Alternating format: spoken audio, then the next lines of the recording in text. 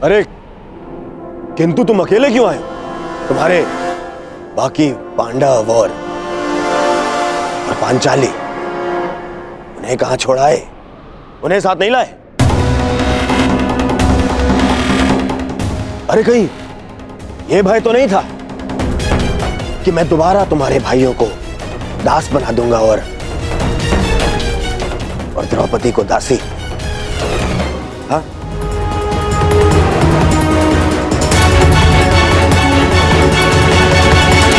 ये सब यहां क्यों धर्मराज? ये यहां इसलिए क्योंकि इन्हें युद्ध में वीरगति प्राप्त हुई थी।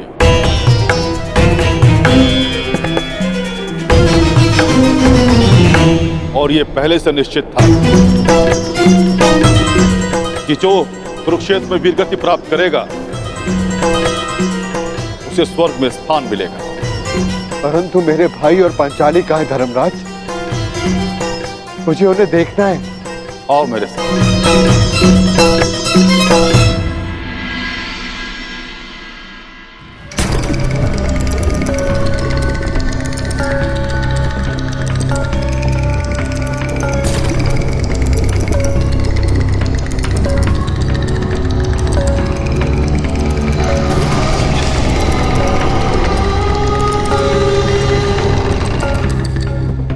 ये सब क्या है धर्मराज? कैसा स्थान है ये? ये नर्क है युधिष्ठिर। नर्क? नर्क।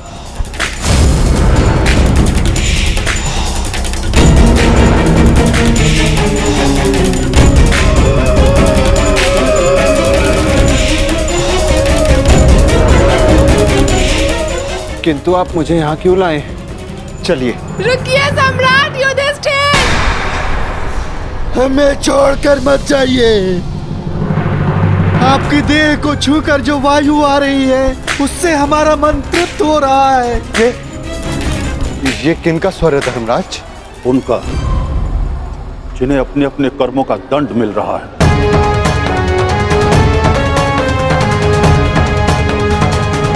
मैं उनसे मिलना चाहता हूं। चलिए मेरे साथ।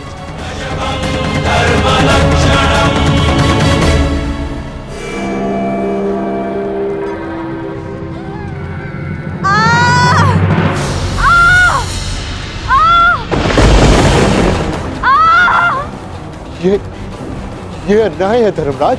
पांचाली ने पाप नहीं किया था, उसके साथ पाप हुआ था। नहीं धर्मराज, तुम भूल रहे हो, पांचाली ने दुर्योधन का अपमान किया राजसूय यज्ञ में। अंधे का पुत्र अंधा। परंतु उसने दुर्योधन के साथ साथ धृतराष्ट्र का भी उपहास उड़ाया था। हर क्षेत्र में निपुण होने के पश्चात भी और स्वयंवर में बुलाए जाने के पश्चात भी कर्ण को अस्वीकार कर दिया। ये शरसंधान नहीं होगा, क्योंकि मैं एक सूत पुत्र से विवाह नहीं करूंगी। ये वही दर्प की अग्नि है जो इसे जला रही है।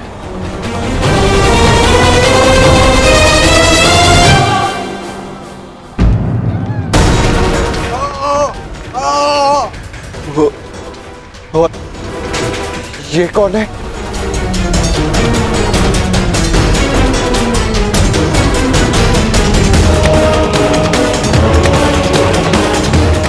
अपना बचपन स्मरण करो युधिष्ठिर, और स्मरण करो धनुर्विद्या के महारथी बालक का, जिसने अभ्यास में विघ्न डालने वाले श्वान का मुख बाणों से भर दिया था।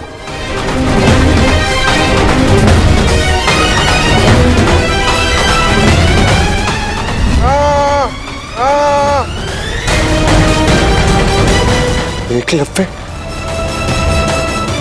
परंतु ये एकलव्य नहीं, ये वो है जिसके कारण एकलव्य को धनुर्विद्या का त्याग करना पड़ा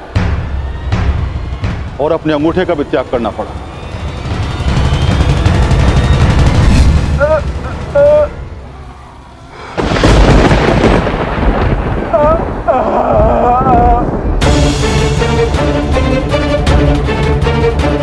अर्जुन? अर्जुन की इसी लालसा के कारण एकलव्य को बहुत कुछ खोना पड़ा। वही पाप अर्जुन को इस परिस्थिति में ले आया। तो फिर भीम का है धर्मराज? भीम उधर है।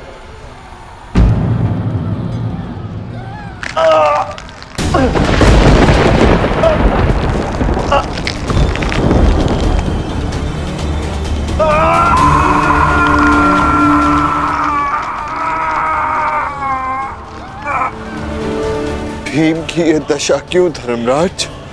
भीम ने किस प्रकार अनीति से तेरा संग को मारा था।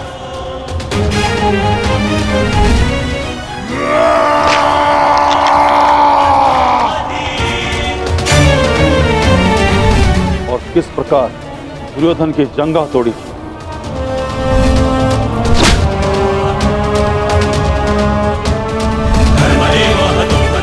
अपने प्रतिशोध के चलते किस तरह से भी मनुष्यता त्याग बैठा और रक्त पिपासु बन गए।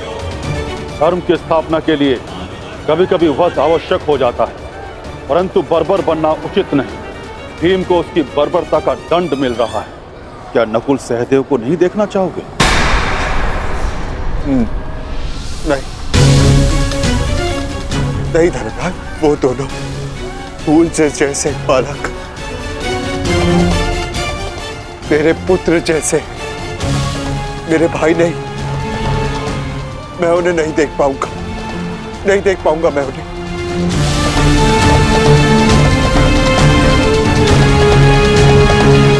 तो स्वर्ग चलें युधिष्ठिर?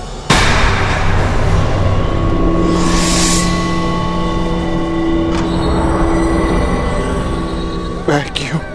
क्योंकि तुम अकेले अपने भ्राताओं में निष्पाप हो, इसलिए तुम्हें स्वर्ग में स्थान मिला।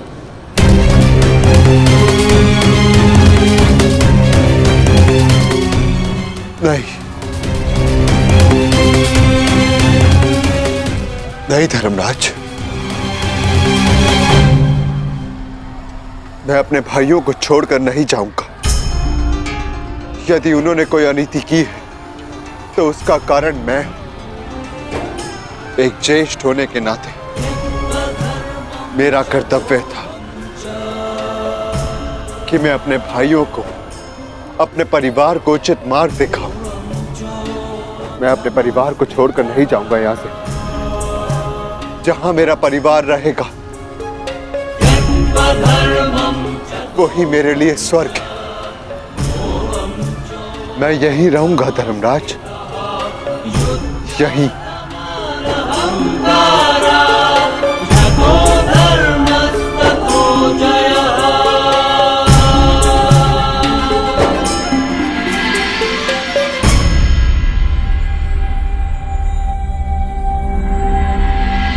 अद्भुत युधिष्ठिर, अद्भुत।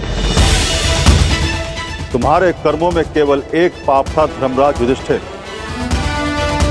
तुमने अपने गुरु द्रोणाचार्य से अश्वत्थामा के लिए आधा सच कहा, और वो आधा सच पूरे झूठ से बढ़कर था। इसलिए तुम्हें ये यातना दी गई। तुम्हारे सभी भ्राता और समस्त परिवार वहां है, स्वर्ग में, तुम्हारे स्वागत के लिए।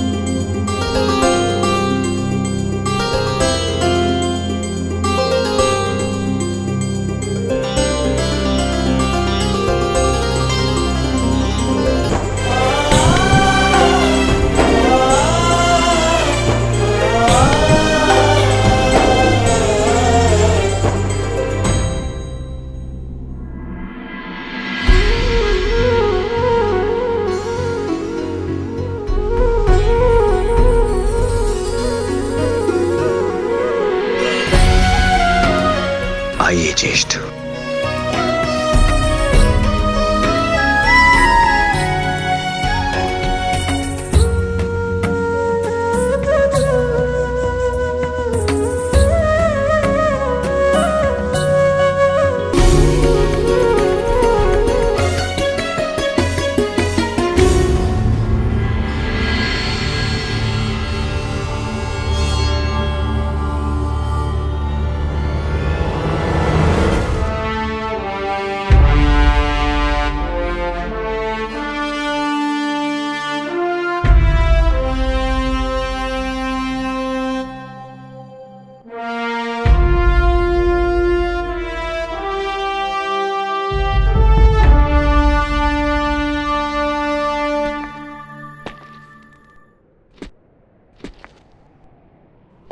दिव्य दृष्टि से बाण शक्ति से जीते ये सारा रण। मित्र वेग है सूर्य तेज है कवच चढ़ा इसके तन।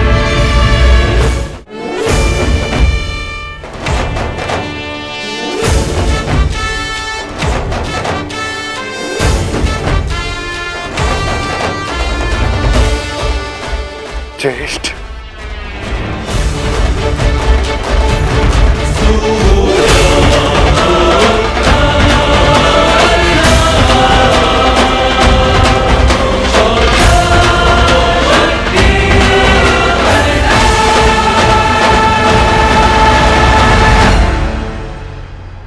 अनुज,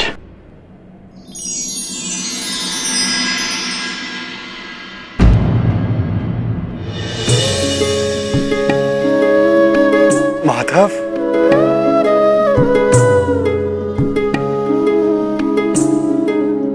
माधव,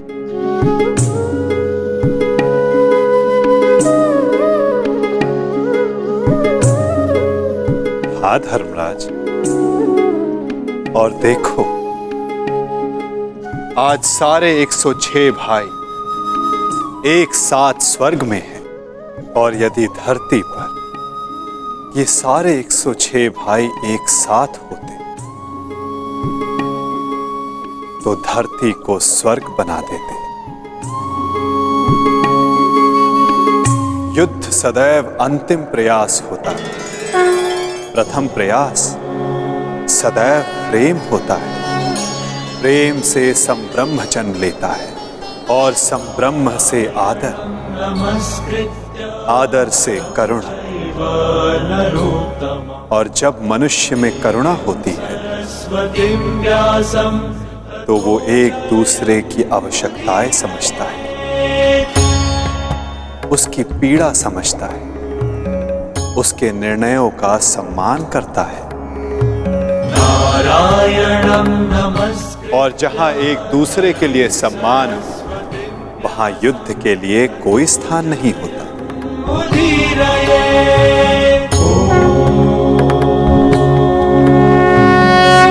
परंतु माधव, धरा को आपकी कमी अवश्य अनुभव होगी। मैं दूर कहां हूं, मैं तो कण कण में हूं, तृण तृण में हूं। मैं हर मनुष्य के भीतर हूं। जहां मेरी सोच है मैं वहां हूं।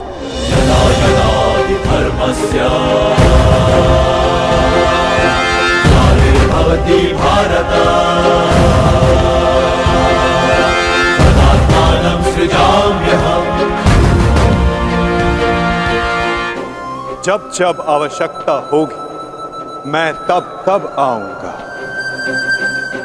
और आशा करूंगा कि इस बार मैं युद्ध में नहीं परिवर्तन की यात्रा का सारथी बनूं, उसका सारथी बनूं जिसके मन में विजय नहीं परिवर्तन का भाव हो।